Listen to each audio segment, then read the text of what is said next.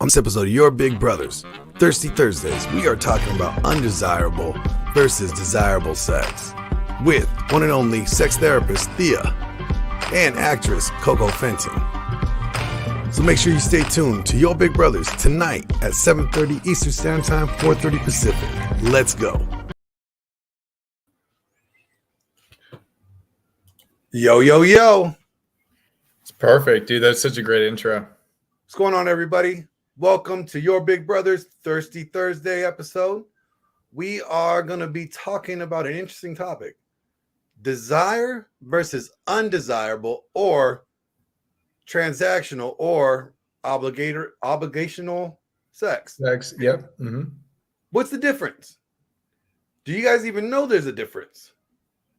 So we're going to be talking about this topic, and we can't really talk about this topic without talking to the ladies. And it is Thirsty Thursday, so we had to bring the ladies. So let me introduce our ladies of the night. Well, they're not the ladies of the night. They don't do that kind of lady thing, but like they're the ladies for tonight on the show. They're not the ladies of the night. So don't think about asking them for the rates, all right? We got actress Coco Fenton. Hi. And we got Thea, who is a sex therapist, and she has a website. She's internationally known sex therapist. She helps people with their sexual issues and helping people take their sex life to the next level. Welcome, ladies. Thank you. Thank you. So tonight's show, desired sex versus undesired sex. Let's get into let's try to define what this means. Ladies, what would you consider is desired sex? Coco, do you want to go first or do you want? No, I would love for you to go first. Okay. What I think desirable sex is, it's for me, it's instinctive, it's primal, it's there's just an openness, like I'm in a very receptive state, very present and in my body. So when I desire, it's like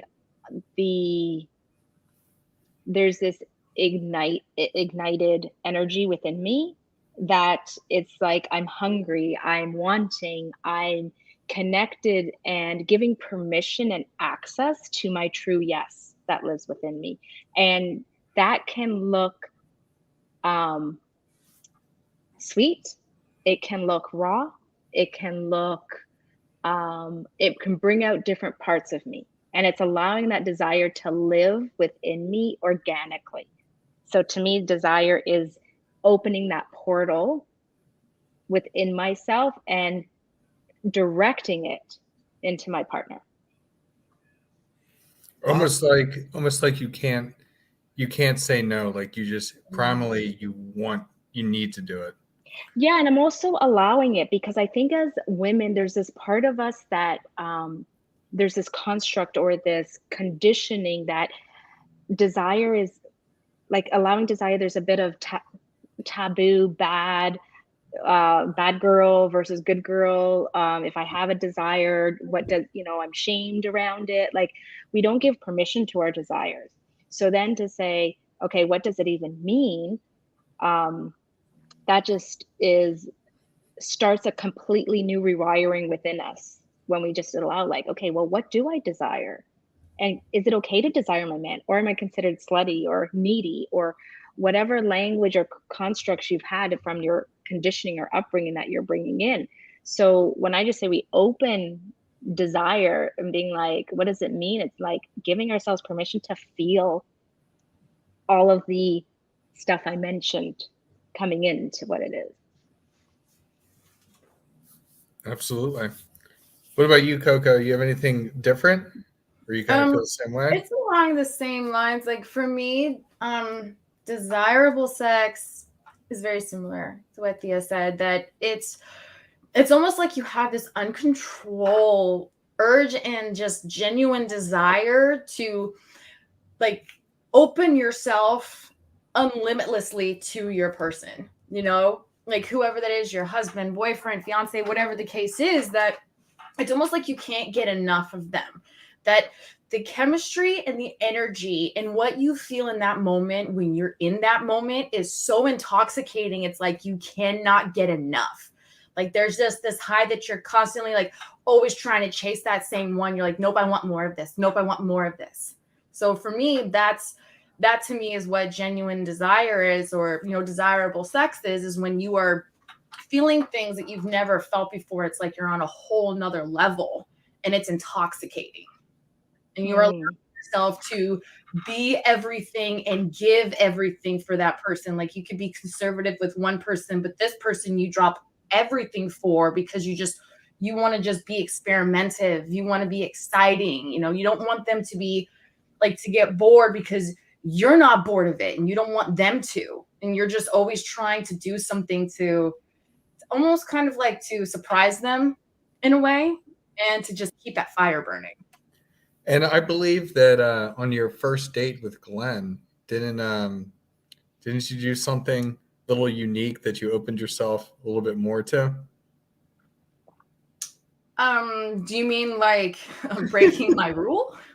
Yeah, breaking rules. Mm-hmm. Yes, I did with Glenn just because you know, I'm very conservative and I'm one of those women where I do not sleep with someone unless I'm actually in a very committed relationship with them. That's just how I am. Oh, go ahead, man. You know, for Glenn, that chemistry was there, and like the times that we actually spent together and talked, it wasn't just really a physical thing. It was that we had so many common interests and there were so many things about what we wanted in life, in a relationship, how he made me feel, how I made him feel, that literally amplified that to when he made the first move. Like, of course, at first I was like, oh, should I do this? Should I do this? But then I said, F it. And then I went with it and broke my rule. There you go. And so then let's ask, when we talk about, you know, undesired, we're essentially talking about transactional. Well, hold on, before we get there. Actually, I wanted to add something in there too. Before we get there, let me ask a question. Would you say that, like, you know, what characteristics does this guy have? Here's a question. Here's a follow-up question. What characteristics does this guy have that, you know, ignites that genuine desire to just like jump his bones? Okay. Because there's a lot of information out there and I want to hear what you guys have to say, because what Rollo Tomasi has written in his book, or actually on his blog, it says like the easy assessment here is that women have genuine desire to mate with a conventionally masculine men who look and act the part. Yes, behavior congruency is vital. So they have that, like, that alpha, not let's say alpha, but that masculine man, you know, he carries himself very masculine. He carries himself, you know, like a man's man. You know, he's not, you know, soft or feminine, or that's like those type of guys, you know, bring it out in you. Like what in the guy brings out that genuine desire? Thea, you want to go first? Sure. First, I want to comment about desire. Like when you were talking, what was coming up for me is that we don't even really allow ourselves to be in desire or let it build up a lot of time. It goes from 0 to 100. And that energy, that is such a potent energy. And when we allow ourselves to carry it a little longer and really direct it and cultivate it within ourselves, we actually become more magnetic, or we get to feel more in that turn on. It's almost like we feel like we're afraid that as soon as I feel desire, I got to do something with it, rather than can I be in it? Can I allow that to be a dance between us a little bit and build up more and more before taking action, right? So that might be another conversation. But when it comes to the masculine, like for me, yeah, like a man, it's so interesting because my partner I'm with now, he's this beautiful marry of feminine and masculine. And I find a true man can really hold both of those energies really well. And that's so attractive. It's like, he's strong, he's takes charge, he can lead me in the bedroom, easily, but then outside of the bedroom or in different situations, there's this softness, there's this invitation, there's this holding me in all my feminine, however I show up. And I find that sexy as fuck. And that builds up my desire, because I'm like, women are so multifaceted. And when a man can dance in all those different aspects of us and just adapt and not judge and hold and play in it, it's like, to me, that's such a turn on. So his ability to go into that range himself is very attractive to me. Yeah. That's awesome. Coco, what do you think? Is it true? Like, the masculine presence kind of brings out that desire in women and you per se?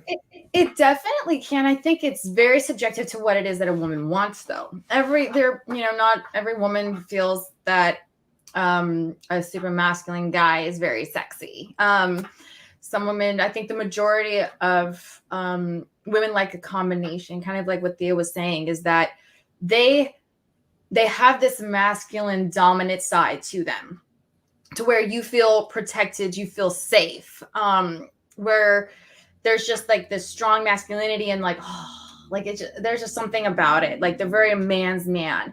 But then there are those times where they know exactly how to be delicate with you, be emotional, like whether it's they're very rough exterior on the outside, but on the inside, they're big teddy bears, and not necessarily in the bedroom. They know how to do both. They know how to be extremely dominant, and then they also know how to be extremely loving and very giving.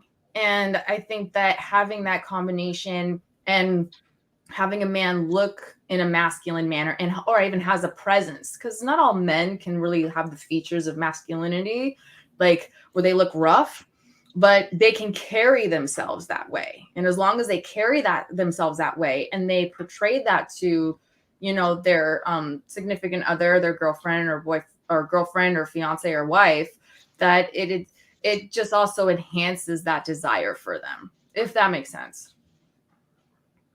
It's a good point. Yeah, I know we've talked about it before, is when you carry yourself with a presence, it's what we had said in a previous episode, and I'll say it again, it's kind of like the lion. The lion lays around all day, preserving its energy, not doing much, and then when it needs to attack, it attacks. Mm-hmm. Knowing that your man can attack if necessary, it's extremely attractive. Mm-hmm. Yeah, so but typically when you, like, let's say you're at a concert, right? Or you're at an event, right? There has to be like certain like things the guy has, right? That just, when you see him, you're like, oh my God, I would totally jump his bones, right? Like, that's what we're talking about. Like that like not necessarily in a relationship, but like the desire, like, oh my God, he's hot, I would sleep with him. Like that you can't really tell other than how he carries himself, his presence, his masculine presence. If he's moving in the room in a very confident way, are those things sexy? Does those things kind of tick the boxes for you ladies? Absolutely. For me, the energy is everything. Like, you can have a guy that's hot as fuck, built and whatever, and has all that masculine, but the energy just is off, not in alignment to that look or to how he acts. And to me, that would it turns me right off right away.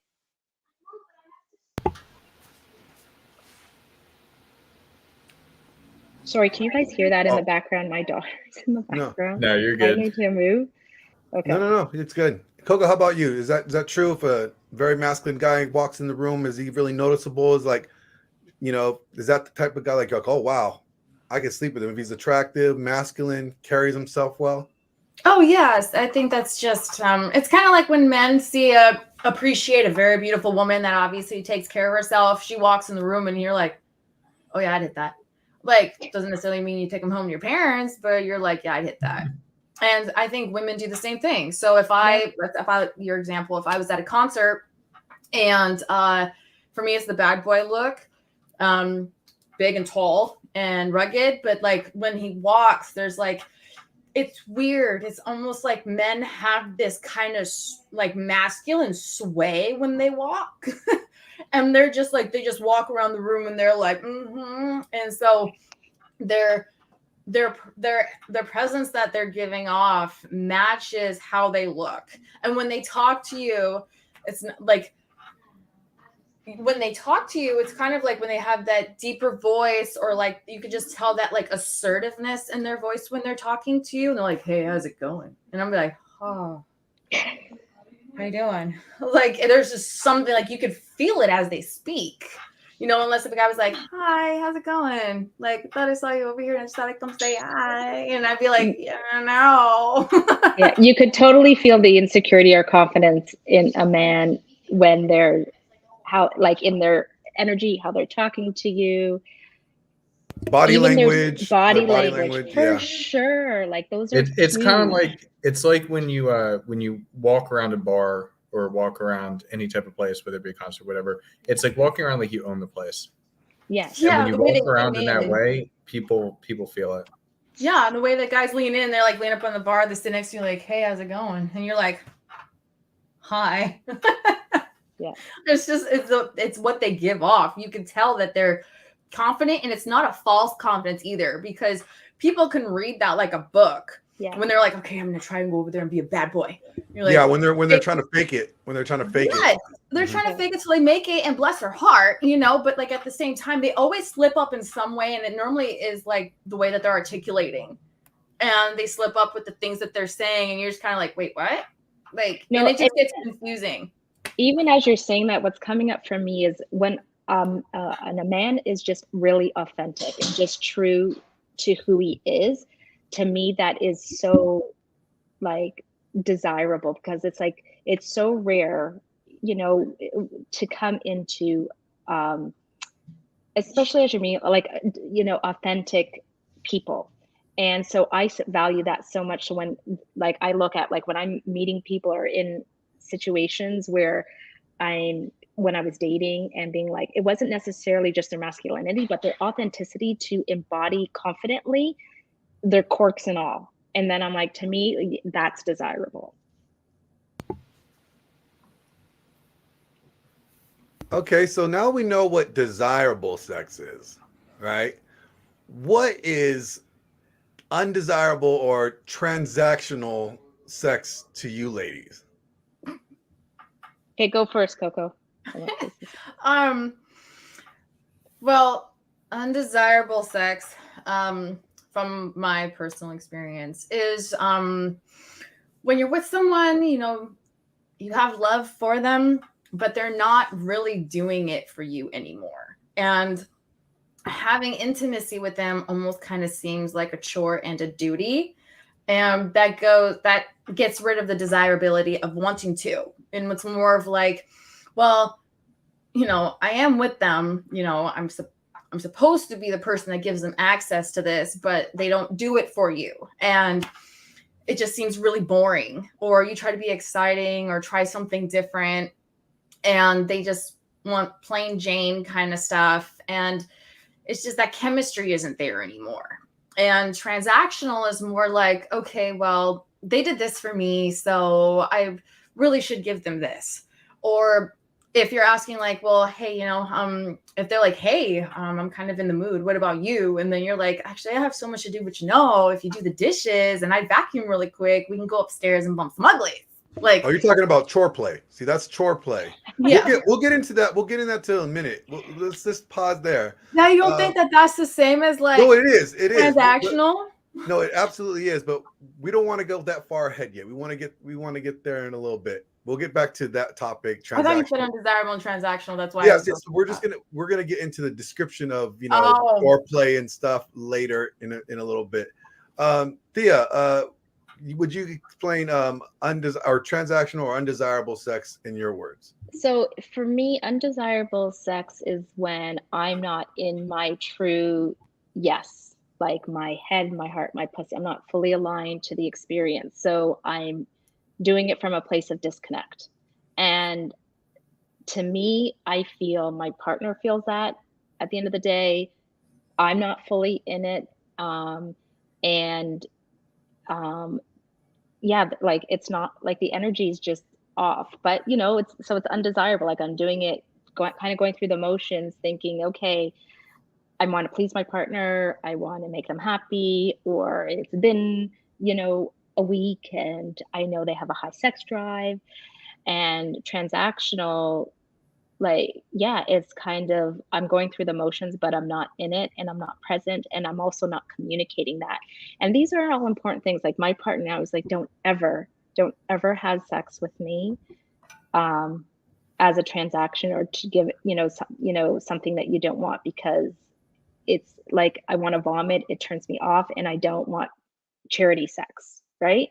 So I, really tune into, how present am I to this? And I might not want it, but is it from a place of, where is that coming from? And can I shift my energy to be open to possibility in this moment, to leading to that? So sometimes it might be, well, I'm not in the mood for sex right now. I'm happy to give you a penis massage and have connection and intimacy, but I don't necessarily want penetration.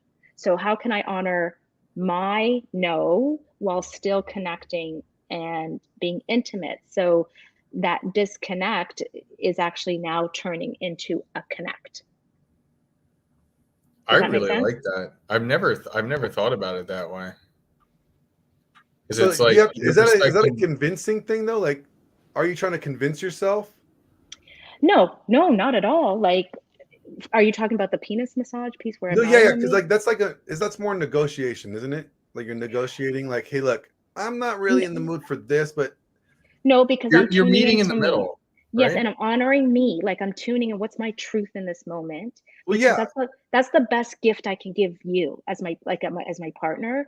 at What's that my time, right? what's my truth? And I'm like, okay, I'm not into feeling penetrated right now, but I want to connect. I want intimacy, and right now, a penis massage feels really good to me, and also still gives my partner a sense of pleasure for their desire level, right? Like, because we're not at the same desire level, but where can we meet?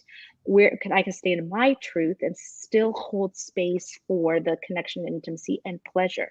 Through that, my pleasure gets to an invitation to deepen, to open, and I get to explore, because I could be so, like, given our traumas, our histories, like, I'm just, could be used to saying no, or not even knowing, like, I just disconnected, period. Or I just know sex is transactional. Like, this is what we do as women. This is what we're supposed to do. Now I'm giving power to myself. And I'm also now using that power to create more honestly with my partner, which is creating deeper intimacy. And then through that deeper intimacy, you're creating safety and trust, because you're allowing, okay, maybe this is what it is for tonight. But through that allowing, it opens up the possibility of expansion, because you're giving permission to what is, rather than where are we going. Does that make sense? I think Yeah, that's no, great. that makes sense. I just was wondering if it that's still like a negotiation. You're meeting them in the middle. You can word it however you want, but like still negotiation. You're like, look, I'm not feeling it now like this, but I'm willing to offer this. Like I'm good with this. So that's a negotiation between the two. I feel like I understand what she's saying, though. I think it's because she's not in the mood to do the whole entire shebang, but she also doesn't want to deny her partner. And Or she's deny like, myself the possibility, like, of what could be there. What I'm getting stuck with on a negotiation is because that comes very much from the head. A negotiation is very head based. What I'm doing is dropping it down into the body and being like, here's where my body is, access is right now. I'm sharing that with you. I'm coming into the space with my truth of my body's awareness. Here's what's comfortable with that knowledge, Yeah. right? So it's like it can start off with like maybe a penis massage, and then because you may not be there with him, right, in that Yes. mood sense or that vibe, but as the penis massage starts, you might end up getting aroused and wanting to go the extra mile.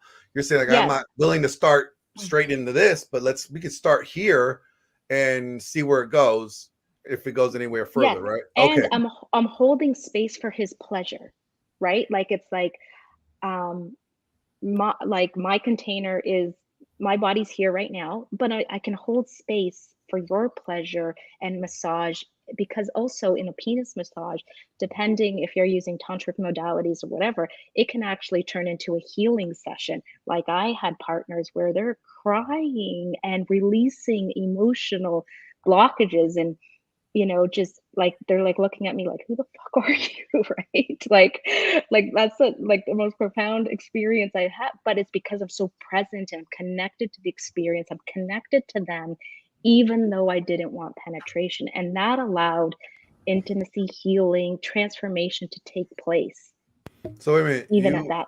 if I got this correctly, you massaged somebody's dick so well that they cried? I do testicle, like there's a tantric penis massage techniques, right? So the modalities of that actually release tension. We hold a lot of emotional traumas in our pelvic floor. There's a lot of, let's say, numbness or in access to sensation. So when you're stimulating and massaging and you're using intention and presence in the technique of various massage, things, people have releases. They're emotional. They're, like when I asked this partner that I gave this penis massage when we were done, like, I was like, how would you explain what happened? And he'd be like, oh my God, that was combination of a hand job and an exorcism. So, Yeah, but it was, that's interesting. I've never. Wow, that's a crazy story. That's crazy. but Yeah, this it's is it's what, all about the connection. It's all about the yeah, connection that you have. communication, connection, presence, and like for me, I know how to guide somebody to get into their body and get very into, like, so I'll say, like, even this situation, massaging someone, my partner's testicles, I'm like, okay, I'm feeling anger in your testicles, can you drop into that, can you stay with me, can we go deeper in, like, so going into kind of access like that can open up just a whole portal. Like, penetration alone, there's different techniques that you can use with breathing or other, um, you know, like eye gazing, certain touch as well to get access to um, those emotion or those openings as well. But this is this way allows a different avenue that is so powerful, so potent, and just as like powerful, like, yeah, as sex can be. Like you can have incredible orgasm, so it's like, okay, like, so when you say disconnected, sex, or what is that? Like, being like, okay, if anybody that's not in their bodies in a moment is having disconnected sex, if I'm thinking about the groceries and I'm thinking about my to-do list and I'm, you know, fantasizing about someone else, I'm not in this moment. But the training comes back the more we keep bringing our minds back to the now and back to the here. Like, as I'm being penetrated by my, or, whether it's same sex partners as well, it's like, as I'm in this moment, what are the sensations I'm feeling? Keep coming back to, what am I feeling? What is the sensations in my body? Activating that sensorial awareness takes training, but it heightens then your ability to feel more and your ability to have bigger orgasms when you start keep training yourself to be in the now, and then communicating that. Like, if I'm with my partner and being like, oh my God, can you, I'm feeling pain in that moment, can you breathe with me because I'm feeling in that moment, like in that back part of my vagina, can you just be present and breathe with me? We're coming back and from disconnect to connection. Or like, if it's oh my God, I just lost my train of thought. I got I got another question. So, Huds, have you ever had undesired sex? Like, have you ever had sex with somebody that you just did not want to have sex? Like, were you not in the mood? Yes. A lot of times it is because I kind of just wanted to have sex. So definitely with certain partners that I didn't want it, but did it out of obligation. And then, yeah, there's definitely, I don't know. I've turned, I'm trying to think about this. It's an interesting question because I feel like it's more a question towards the girl, because we tend to have as guys, we tend to have a higher sex drive. I'm trying to think of, so one of the things that Thea said earlier that I found interesting is like when she's not necessarily in the mood, I was like, okay, fine. And then, my partner turned to me and was like, oh, but like, I want to please you anyways. And it's like, I don't want to have that type of sex. I don't want to have a transactional sex like that where you feel an obligation to please me. I didn't like that. And we ended up not having sex. So I find that very interesting. And I find it very interesting, like everything you've been saying so far, Thea, on, how to kind of be in tune with your partner and in tune with yourself and stand by your boundaries. Because I think that's a lot what it is. Did we lose? Oh, there he is. He's back. Like for some reason, I got this new wireless mouse and it's really touchy and it just like kicked me out by touching it. So, ladies, have you had any undesirable sex experiences? Who wants to go first? Coco's going first. All right. I've had a couple. The biggest one that comes to mind when I think of it is actually, I was engaged, and this was like my first long-term. Can we preface this is not me? No, it's not him. This is when I was young. I was 19 and I was engaged, and this was like my long-term boyfriend that I had like all through high school. And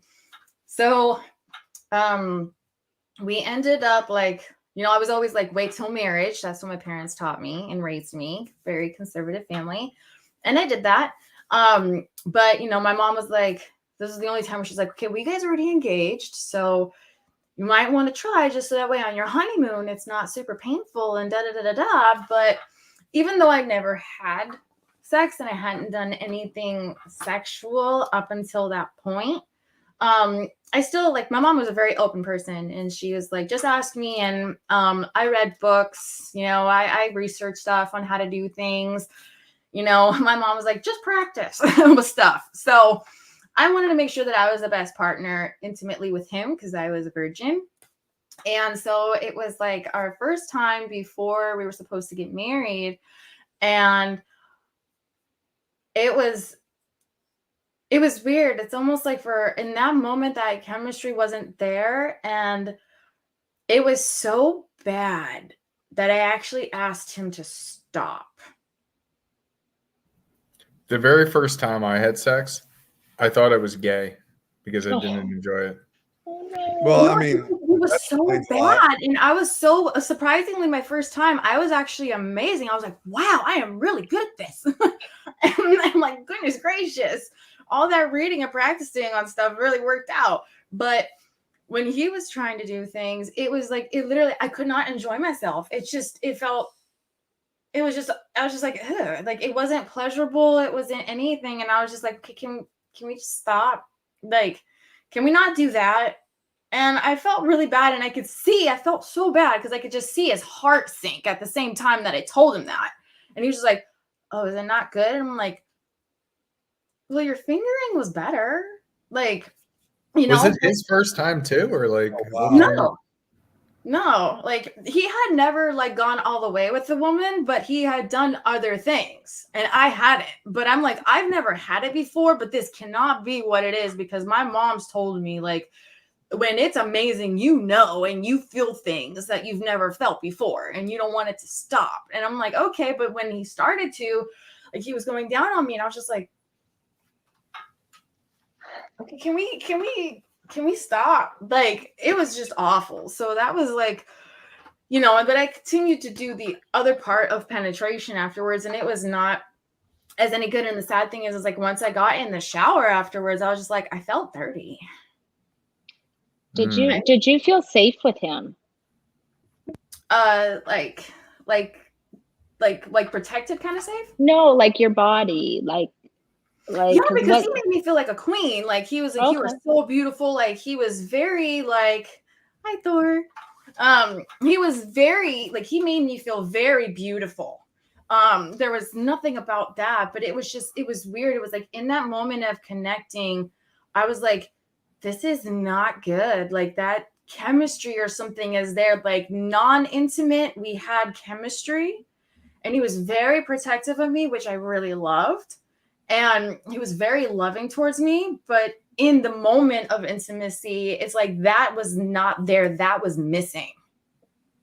And I couldn't do it. Because mom's like, if you can't enjoy what you're doing with them now, granted, you guys learn and grow together. But if you're not feeling that now, she goes, it's not going to be great for when you get married. But then he ended up cheating, and then we ended up calling it off anyway. So. Wow. That's an interesting story. That's crazy. How about you, Thea? What's the question again? Have you ever experienced, or have you ever had undesired sex? Like, you ever had sex when you just with somebody you're Of just course. like not feeling them at all? I think there's been many times, and I think many times, I've just learned that that's normal. Like sex is just okay, or like you're not always going to want it, but that it's what you're supposed to do when you're with somebody. And but I do remember, the first time I was engaged, lost my virginity to my partner in the, his bedroom, and the parents are in the next room. I didn't really want it. And, yet I did, and I didn't say anything, but, like I was young at the time. Well, I wouldn't say, I was in early 20s, and didn't have a voice to say, like, this doesn't feel right like this. And, other times, more recently, I had a partner. So interesting. He treated me well, and was wonderful on the outside, but my body, I kept getting, like, my body would contract. Like, it was a long distance relationship, and times we'd see each other, like it would contract. And interesting, like the sex, if you had to say, okay, is it okay? Okay, I'd be like, okay, it's decent sex, but I didn't desire it, because there was just this, my body, I couldn't even tell you why it was saying no. And I kept getting these UTIs, and like my body would just say no, no, and I'm overriding it the times we'd see each other. And finally, I just listened to my body, and I told him straight out, I said, I don't know why my body, not aligning to this relationship, and I'm choosing to honor that, and I'm so sorry. Because there's nothing I can say theoretically, or, that's wrong in this relationship, but my body's just not agreeing with this as something to pursue. And the moment I stopped it, like my body's, everything cleared up. My body, just felt safer again. I still don't understand what that was, but I know well enough about trusting my body that I don't question it. So but yeah, that was a time towards the end, especially, like I didn't desire to have sex, and I still was. And then my body would give me symptoms, to a reaction to that. And then I had to take action. It's interesting you say that. It's making me think about something, and that's a completely different topic. But yeah, the UTIs and different things that like go weird with the body. It's an interesting one. I want to, this question here that was thrown out. Mm-hmm. So is there such a thing as going overboard when it comes to sexual enticement or persuasion? And so I think a lot of this comes to like when you're getting to the end stage of like a date or anything else, like when does it become too much? Or like when do you expect too much of your partner? Is there things such as over When he's like he's doing, I think, going overboard, when they're coming on too strong. Yeah. Like they're really trying. Is there a limit where like they're just like going way too far, or persuasion, because that means they're really trying to convince you, right? So that's now starting to get to like, obviously you're not you don't have that complete desire for them yet, right? And they're trying to persuade you, so that means like they're trying to convince you. Or as he's saying, like on any occasion, it could even be in a relationship where like you need the sex. Maybe you guys both have two different levels of sexuality, and like you have a very high sex drive, and she may have a very low one, or vice versa. Like, when is too much, and how do you like notice that, and how do you handle it? Do you want to go first, Coco, or you like me? Go ahead. For me, thank you. What comes up is when someone comes in with an agenda, my energy is going into guarding, like, because you're not being in tune with, like, a woman.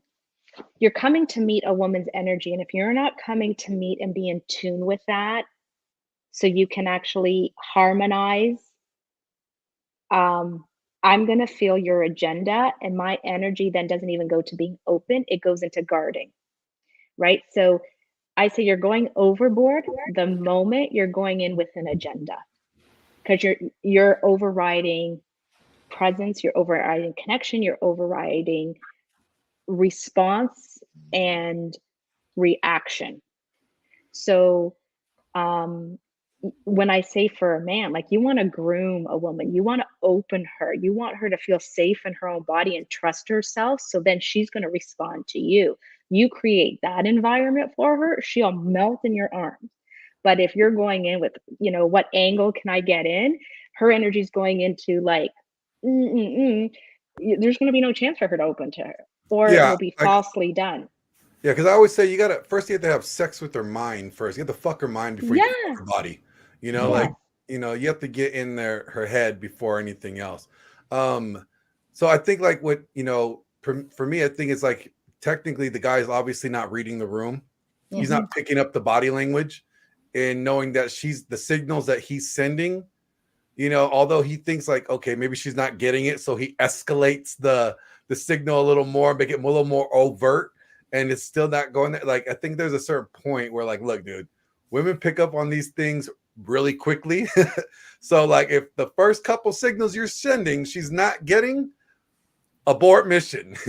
Yeah. Don't escalate it even anymore, because then you come off as like kind of creepy. You're going to come on too strong. Well, and you want to magnetize her in a little bit, right? Like, you kind of want to go in and test and taste, and is she responding to that, and pull back and let her come into you a little bit. And if you're not getting that, okay, just abort it, it's done. But like, allow to, again, build her desire, like, get her to taste you, pull back, get her to want it and desire it, and then lean in a little to that, hold it, go in a little more, then see, is the safety there for her, right?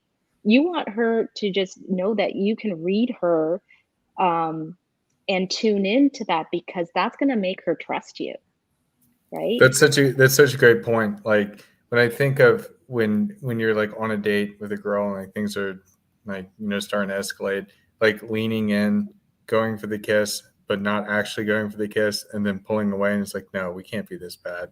And it's like, it's sparking that it's pulling that positive and negative, like, coming together, and it's absolutely magical. So exactly what you're saying, it's like kind of like teasing a little bit, because you know what's going on, but you need to understand what's going on. You need to, as Glenn said, read the room. It's like masterful, like you're like a conductor of the orchestra, right? Like, how are you playing with that?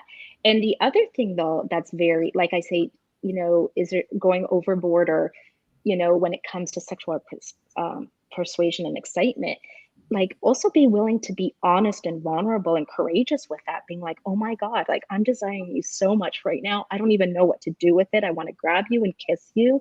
And yet I want to respect, like, where we're at right now. Like, can I kiss you? Can I, lean in for more? Even that, like, being willing to be that honest and that vulnerable goes miles with women, because that shows a woman that you're willing to go into the harder conversations, like, willing to be uncomfortable and stay there, like, and that starts opening, like, oh my God, like, he's just saying, like, oh my God, come here, right? Like, there's so much that gives access to as well. So inviting that, like, stating, like, oh my God, like, I just desire, I'm so hungry for, like, you're so gorgeous, and or whatever the desire is that you're wanting to lead into that persuasion, I say allow yourself to vocalize it and bounce it off and see how that's respond. Because information is like, truth is going to take you a million places. Either it's going to bring you closer together or it's going to bring out what's already not going to be there. So Exactly. Yeah. So here's another question. So here we go. Where is it at? It is right here. Thor wants us to ask, can you ask the maidens, the ladies, the difference between attraction, arousal, and burning desire? I could give my opinion on that. All right. Let's hear it, Coco. I personally believe that attraction is when you look at a person, a man walks by or whatever, and you find him physically appealing. Okay. And you're like, oh, he's attractive. The other one was, what was it? Like, pop it back up. What was it? It's still up there, arousal. Oh, there it is, right there. So attraction is when you look at somebody, you find them attracted. Arousal is like there's something about them. You're like, okay, yes, like they're attractive, like something in them like kind of burns and gives me like desire, like, well, not desire, but like arousal to where like you kind of just want to have sex with them because you think it would be fun. So something about them turns you on, whether it's like if you're into bad boys and they have all the bad boy looks, their tattoos, they're strong, or they dress like a greaser, or if you like preppy and they're like dressed up to the nines all the time, you like men in suits, you know, you find that very arousing. So you just like, you kind of want to just like take their clothes off. Burning desire is, in my opinion, when you, as we said earlier, that you cannot get enough of this person. It's that physically, mentally, emotionally, and sexually, they do something to you that you don't even have to be intimate, but then you just feel like you just want to jump their bones all the time. And you're willing to do whatever it is that you need to do to please your partner and to make your partner happy. Because also at the same time, giving them pleasure gives you pleasure. Yeah. So, and then I get that. That makes sense. That makes sense. You know, I think like the difference between attraction is like, oh, they're cute. Mm-hmm.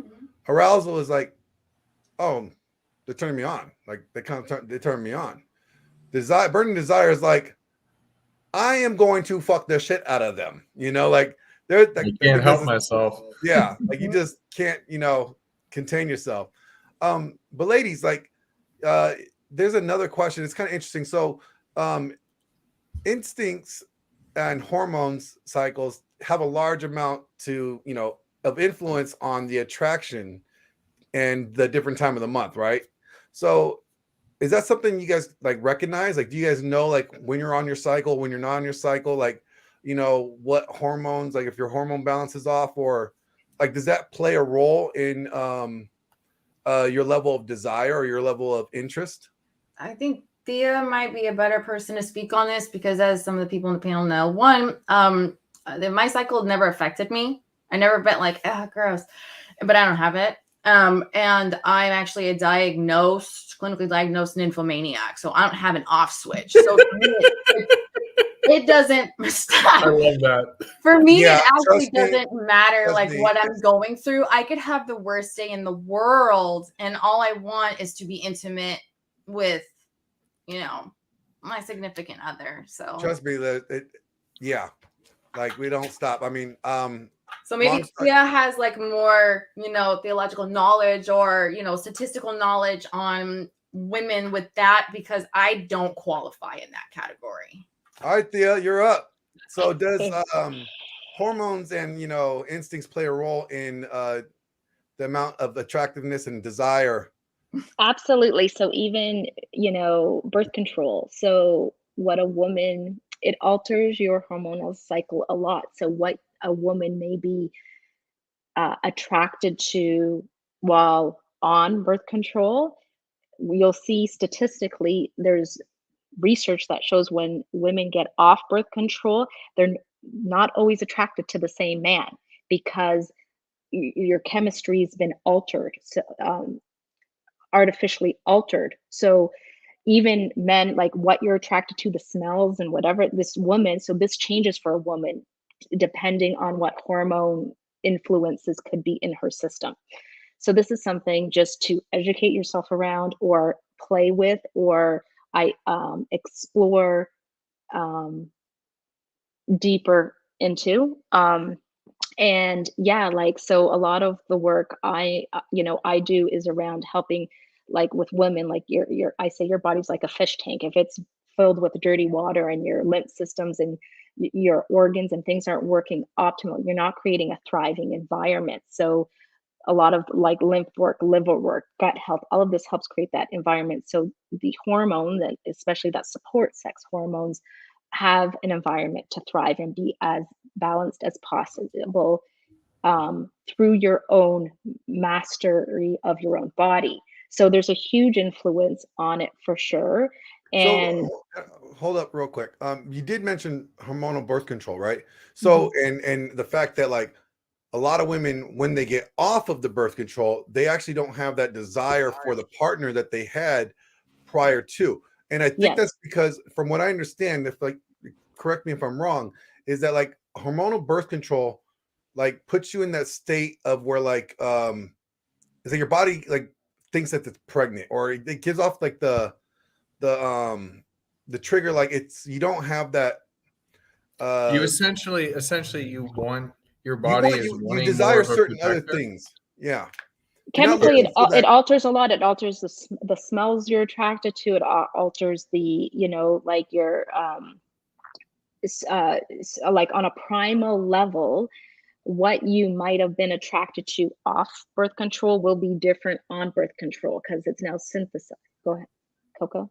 I actually had a question for you. Does that work the same? Because again, I never had an issue with that when I was on birth control. But is that the same if a woman has an IUD? Because you're not taking the pill. I understand the pill because the pill goes into your bloodstream. It affects your entire body. When I was on the pill, it made me extremely just like sick. I did not have the urge. I didn't have the chemical imbalance or the mood swings, but I was always sick and I had to get off of it.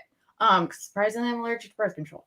So I had to get an IUD, but an IUD has very, very little, and it only basically closes off so that way your tubes don't actually drop any eggs. So is there a difference between if a woman gets an IUD and takes the pill? There is a slight difference, but there's still a influential factor taking place, right? So, and and that's a whole, birth control is a whole different conversation to have around the influence on sex and our bodies and, our hormones and our ability to, later in life, our fertility, like our different stages, like there's a lot of different factors with that. But yeah, so just at a basic level, there is an influence. And for some women, it may, notice it. For some, they may not. But, when they just, their marriages or, they go off and all of a sudden they're having problems in the relationship, they're not going to consciously link it to birth control right away, like if ever. But there could be like, oh, I'm just not attracted to him anymore and I don't know why. Okay, well, tell me your history, tell me this. I know where to dig to look for those different influences that may, but someone else may just be like, oh my God, you're just not, and it's over and blah, blah, blah. Right? Girl, he wasn't right for you. Yeah. Well, I mean, get that type of answer. I think the hormonal birth control triggers certain things in women. Like they want the comfort thing. They want more comfort when they're on the hormonal birth control. So they're looking for other criteria in a guy rather than what they would be looking for if they were in a natural state. In that natural state, because when you are cycling, go through your cycle, you have this period where you're like, you want to find that guy, like your body, like naturally you want to find that sexy hot guy that just hits all those boxes for you naturally because you're drawn to him for those sexual reasons. Well, and then when you're not on that moment, you're looking for more comfort, more other qualities that were not contributed to like that hot sexy guy, like.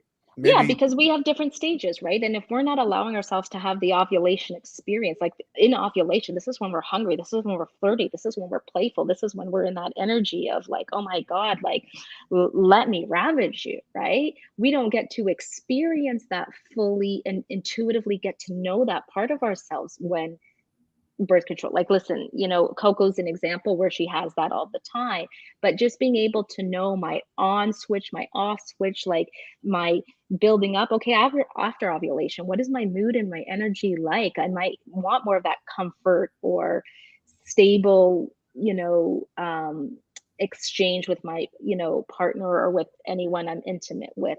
And then, like, okay, right before menstruation, it's like, okay, this is my dormant. This is my, put me in my cubicle for a couple of days and let me nest in, that space where my body starts to bleed. So getting to know our bodies is so critical. And the more intimacy a woman has with her own body and being able to, like, it's powerful. It's powerful when you're able then to share that and being like, okay, like, this is what's happening to, I know my body to say, like, honey, like, this time of the month, this is what happens to me. This one, you can just walk by me and I just want to ravage you, like, I'm in tune with that. And I think it's so important for women to get to know those parts. Then there's another layer though of our emotional, like our child, our upbringing, that's going to influence then from a traumatic and experiential standpoint, how that plays out. Like, one of my teachers always said, tell me how you were parented and I'll tell you how you make love. I never understood it, but now I understand it totally, because a person, let's say, that wasn't coddled as a baby might seek a huge intimate attention, like to be like, I want to be held all the time. I want to be physical all the time. I want to be, as close to you as possible any moment I can. Right. So there's that component, then that also adds another layer.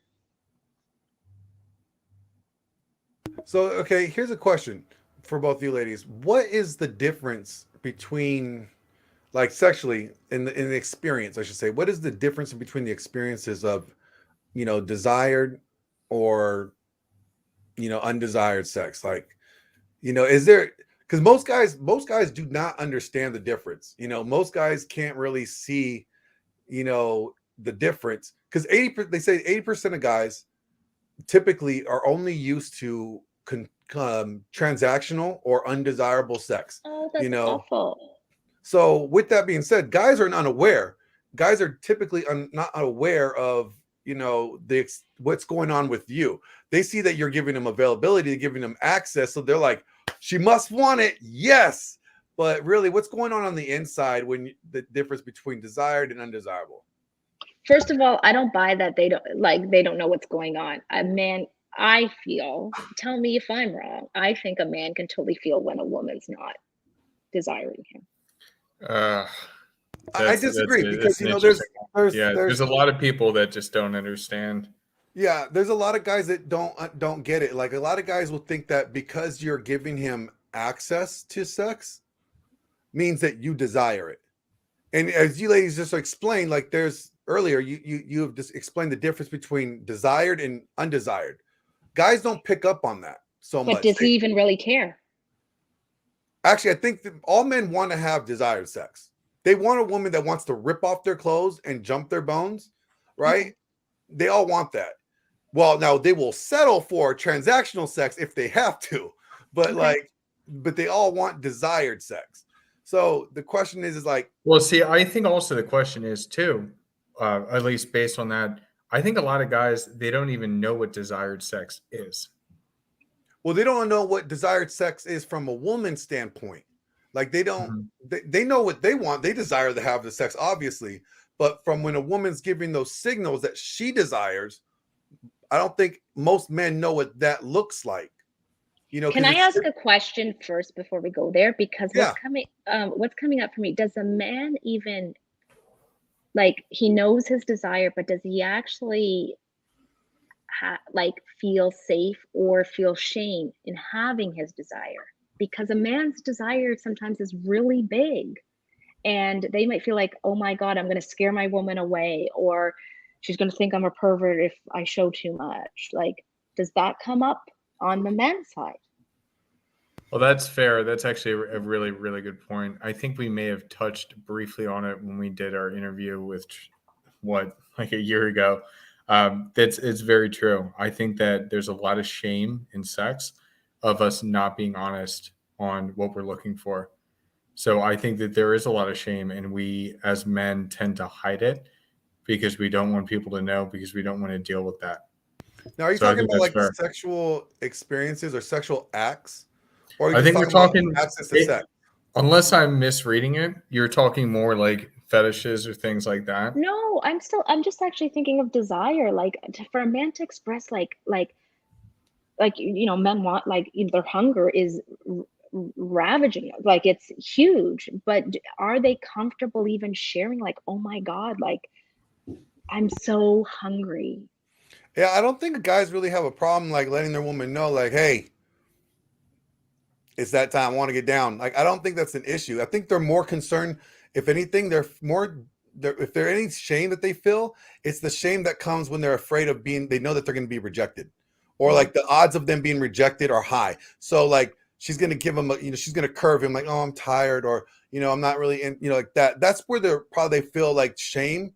Like they're like, God, they feel disappointed. They feel embarrassed for even saying anything, because at that moment, it's like, she's not reciprocating.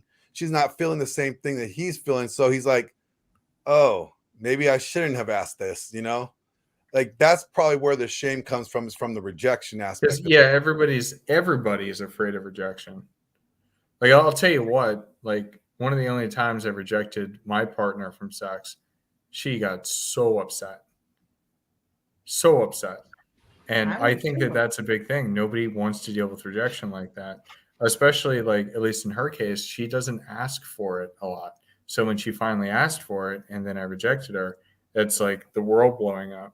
And I think that that's like very similar with guys, is that they're scared of that rejection. So instead of, Yeah, but do you give room to say, can we give each other permission to say no and not make it mean anything? right, comes back to communication. Both ways, right? Mhm. Like to say, I think naturally guys are just more conditioned to deal with rejection. Like honestly, like think about it. Guys have to ask women. They have to pursue the woman. They have to court her. They have to woo her. There's a lot that guys got to do to get a woman to be available to him, unless she has that desire, right? So guys are used to being told no. Like, how many times have you ladies went on, or remember in high school when they had like school dances, right? How many times did you tell somebody no compared to being told no? yeah. You guys ever been told no to go to a school dance? Like I asked a person and they said no. Yeah, you asked the guy and they told you no. Oh, I did, because I asked somebody, but I didn't know that he had already asked someone. Okay, so he already asked somebody. So okay, one time. How about you, Thea? Yeah, there was a stage in my dating where, for whatever reason, like any guy I was interested, it just would not go anywhere, and total rejection. And I'd be like, okay, yeah, this is hard, and can I sit in this, like, because it sucks. Like, should I change my standards? Should I change this, or what am I doing? Like, I doubted myself a lot, for sure. Okay, so that's what a guy experiences. Like 90% of the time, even when they're in relationships, most men, even after they get married, they still have that like anxiety, like, okay, if I ask my wife for this, I'm gonna try, but the odds are she there's a good possibility she may say no. So that's what I'm saying, that most guys are conditioned to handle rejection better than women. I think when rejection comes for a woman, I think it's more devastating. Like as Huds was talking about how he rejected his girlfriend at the time, like her world blew up, like her world was destroyed. Yeah, Guys would be a little more like, we're like, oh, it's just another Tuesday, like they're conditioned to handle it better. I think that's crazy that men get rejected from their wife or their significant other so much to where like they have that fear. Because in all honesty, it's like if you're constantly being rejected, then for me, it's like, why are you even in that relationship? Because then, does this person even really desire you? Because if this person doesn't, like, if this person does desire you, they're going to want to not say no. I mean, obviously, if the person, to each their own, if they're having a really bad day and the gentleman wasn't reading the room, and maybe she's just sitting there quiet cooking dinner, but she's thinking of the things that like went wrong in the day or something like that. And then all of a sudden, like, he comes up and he comes behind her, wraps his arms, nudges her, and then she's like, hi, thanks. Like, and the mood is off and he's not reading it and he's trying to. She'd be like, you know what, I'm just not feeling like it. I had a really bad day. Like, it doesn't necessarily mean that it had anything to do with him. She just can't get out of what crap is in her head right now. So I just feel bad that if that's the case where most men are getting rejected in their relationships more than women are, like if a guy's, you know, like Thor said, talking dirty or, you know, being sexy with her, intimate with her, being loving, like, you know, trying to like get the mood started and then she doesn't follow into it. Like, I don't see why you wouldn't if you desire the person that you're with, because I like to be, I don't want to be said no to. If I do, my world falls apart. I've been said no to before and it has shattered me every time that I am told no. So sometimes that's my fault because somebody will be working and I'd be like, hey, and he's like, I'm really busy right now. Can we wait? And I'm like, fine. Like, but you know, like, and it still sucks. But I would rather let the man let me know when he is in the mood, because then I know that yes, because we already know you as a nympho are always on the move. You know, we have no off switch. We got it. No, but there is times where I do, like when I was in a relationship, like where I was just like, there had been so many things that I emotionally was cut off. I physically wanted to have sex, but the things that had been done to me cut me off emotionally to where I couldn't even allow myself to get in the mood for him. So that, even though I would still want to, I just didn't want to with him because I couldn't get past that, if that makes sense. So it's good. Let's do Glenn, if you don't mind. I was gonna do a couple more quick questions because I know Thea has to leave. Okay. Right. So can desire be negotiated? You know, and we'll try to, we'll get done in 5 minutes. We'll wrap it up in 5 minutes, but this will be like the last, you know, serious question. But can desire be negotiated? Ladies? I think that negotiated is the wrong word. I see desire like a little fire, and it gets to be flamed and fueled, and it's coming back, like, what are your needs analysis, like, what do you desire, where do we meet, where are we completely off, and you know, maybe there's some things that are off the table, like, yeah, my partner can have sex every single day, and right now, like, I'm like 3 days a week, I'm good. It's like, oh my God, I'm so good with that. But in between that, I can do this, this, and this, because I love fueling that desire throughout the moments where we're not connected like that. And here's what that can look like. And he's like, oh my God, beautiful. So it's also getting creative with the desire. Like, how do we feed the fire? Like I say, foreplay begins from the last orgasm. So in between, what are we doing throughout all of that creative time? We get to play, we get to make love, not just to each other, but to life every day. And when that we live in that turn on and pleasure, we start building desire in life, and then directing that to our partner and fueling it that way. That's how I creating a buildup, right? Just creating a buildup in between sessions. Yes, yeah. Right. And it's not a negotiation, like where it becomes like a business transaction. That's not going to turn me on. Like, but that does happen though in relationships, right? Like, because you know it's not exciting. Like I say, most women, it might come, might come into it like that, but be careful of the energy that you're coming into it. What's more enticing, right? What's the energy that you're coming into? Like, let's play with this in between stage of when we have sex. What kind of little things? Give me 10 little things that kind of excite you or bring you into a different state. Like, I had a teacher who shared a story, like he would do rose petals from the driveway all the way into to the house, leading into a bathtub. And she was a type A alpha, worked hard, come in huffing and puffing. She'd see these rose petals and be like, oh, follow them through. There was a bathtub. She'd take off her clothes, get in the bathtub, gently start slowing down. What ended up happening is eventually the moment she started turning into the driveway, because he'd watch from a distance, he wouldn't even be present. The moment she would turn into the driveway, she'd start unbuttoning her top. So she's wiring her, like whatever he did was wiring her to start softening, right? Like it's the fueling the fire, right? So you're looking for ways to create environments to ignite that desire fire. So it happens more frequently, or it creates opportunity. It's a good one. It's a really good one. I like that a lot.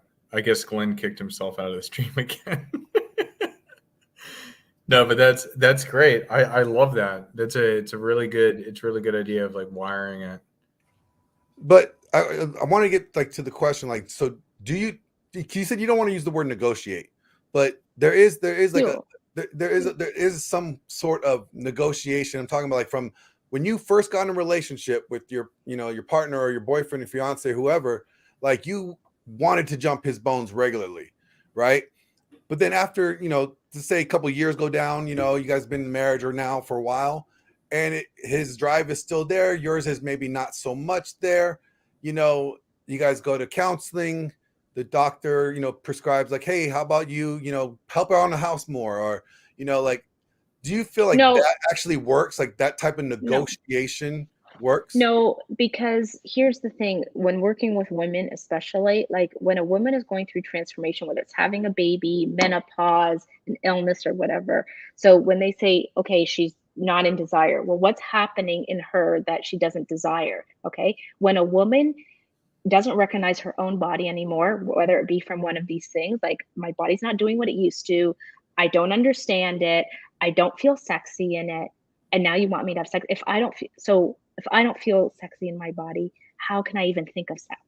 So make her feel sexy. Make her feel sexy again. Like saying, yes, your body's changed and I love it and it's desire. Like she's going through so much of even saying, I don't even connect to this body because it's not doing what I used to. How can I even feel sexy or be sexy because I don't understand it? Coming into that space to help her remember all that she is and reacquaint with this new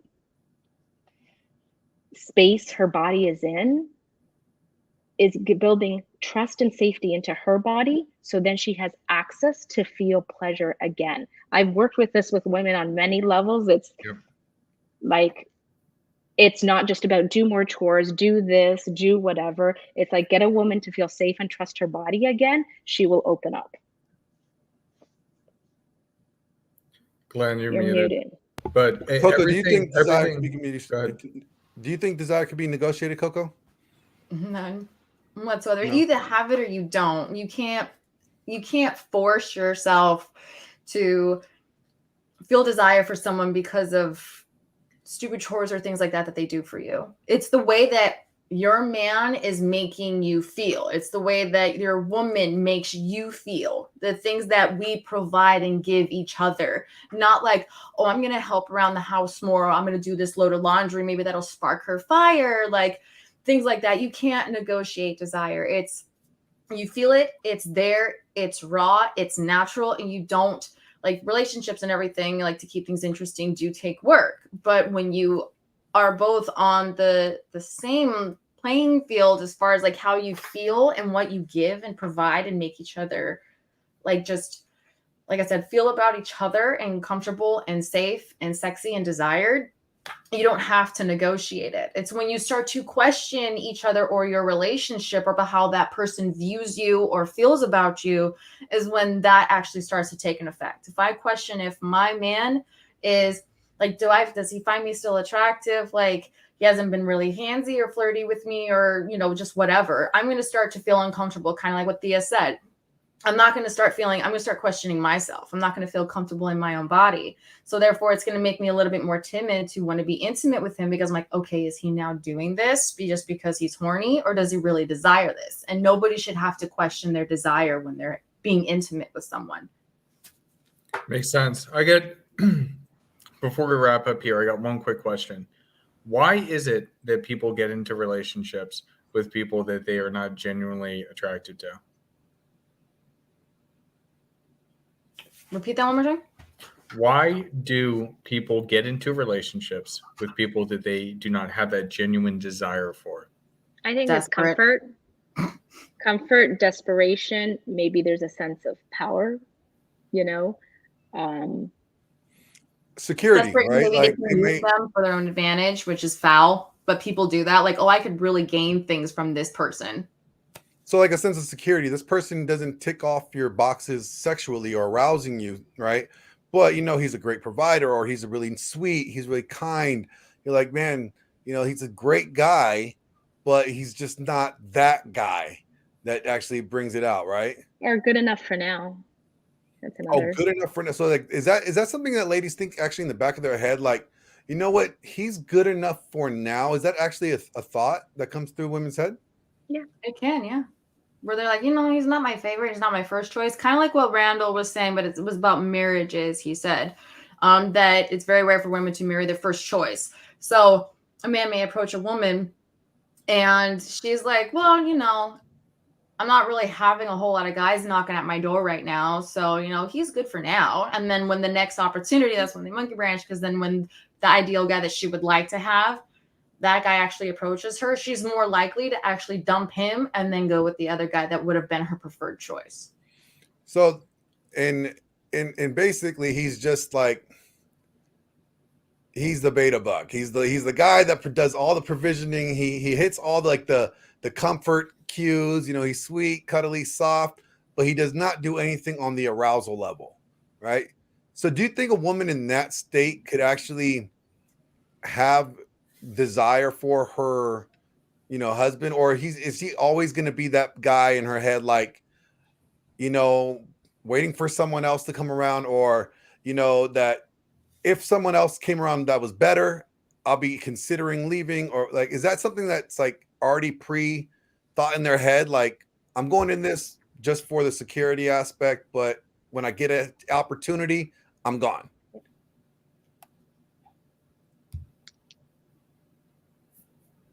I think with that one, I feel desire can grow potentially, but I think it really depends on the emotional intelligence of that person, the integrity of that woman. Because some might just be, hey, this works for now, I'm taking it and gonna leave. When another one may be like, it's not, but I'm open. Or he's really good and I want to love him and desire him. So I think there's a few different. I think it depends on the integrity of the woman in that situation. I agree. Okay. Well, you know what? Thank you, ladies. I mean, this is a great topic. I'm so thankful that you both came on tonight. We're gonna do like a quick roundtable. Plug in your information. Where can people find you? Where can people follow you? Where can people even watch you if you have a show? And what's going on with you, up or coming events or whatever the case may be. So we will start with Thea, since we know that she has a time restraint. And Thea, once you're done, you can go ahead and drop out if you need to. Yes. And then we'll go from there. Okay. Thank you. But what am I saying again? Sorry. Just go ahead and plug your stuff. Yeah. Plug in my stuff. Where do I plug in my stuff? No, just tell people. Oh, tell people. Okay. Yes. So my website is the Theano, so TheTheano.com. Best way to reach me is on Facebook, probably in a direct message, which is you know what? My email, I'm going to give you my email, devotion@thetheano.com. That's a great way to reach me. And yeah, right now, my offerings that I have two one-on-one spots. Is a Sacred Body, a Sacred Life mentorship for women, particularly. I may have a group program for men, a Taste of Tantra for men, coming out in the new year for men. And that's it. Am I missing anything? I think that's perfect. I Awesome. threw in those things there. Okay, so people awesome. can follow you. Great. Thank you so much for having me. This was such a joy. I appreciate the invitation. And Glenn and Coco, it was lovely to meet you here today. And I look forward to, just an opportunity to do this another time. It'd be fun. Thank you. Thank you for coming on. Awesome. Appreciate it. Bye. Coco, what do you got going on? I know, a little this, little that, but anyways, you guys can find me on social media on Instagram at CocoBae, BAE.BBE.fit. And and you guys can find me here on Thursdays. Awesome. Thank you. Husband. Dude, I don't got anything else to say other than I'm loving all the stuff we're doing. We're going to release that that show we talked about with Ruslan. That's going to be coming this Sunday. And we're going to be doing more of those. So it's going to be really interesting because we're going to be doing not just, Tuesdays focusing on men's self-help, but we're also going to be doing Thirsty Thursdays where we're including the women. So we get, we're not in an echo chamber and we have multiple perspectives. But then we're also going to have a new thing coming out called Wisdom Wednesdays, where we're going to have special guests on. And we're going to be talking even deeper into the men's self-development. And then we have those Sunday sermons. So, dude, I'm just excited to see everything that we got going on. Outside of that, if you want to reach out to me, at the Husband on Instagram, easiest way to find me. Yeah. And for me, let's see.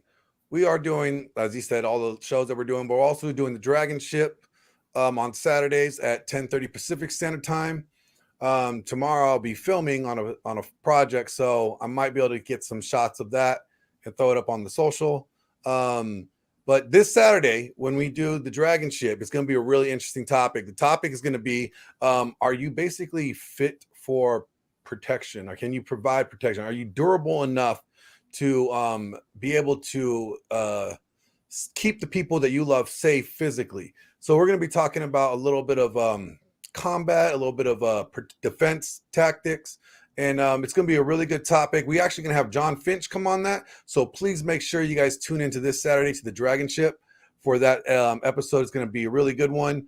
And as Hud said, we're going to be doing some other topics other days as well. Once a month, we're going to do Wisdom Wednesdays. We're going to bring an influential person from this manosphere space on and talking about what services they offer for men to help men.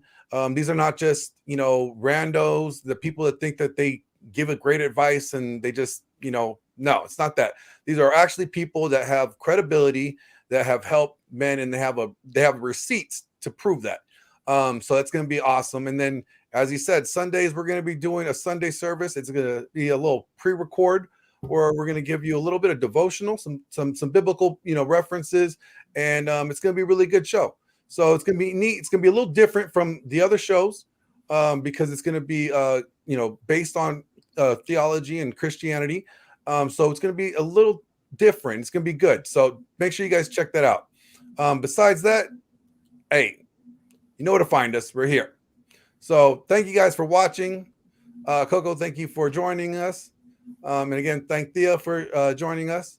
But until next time, peace.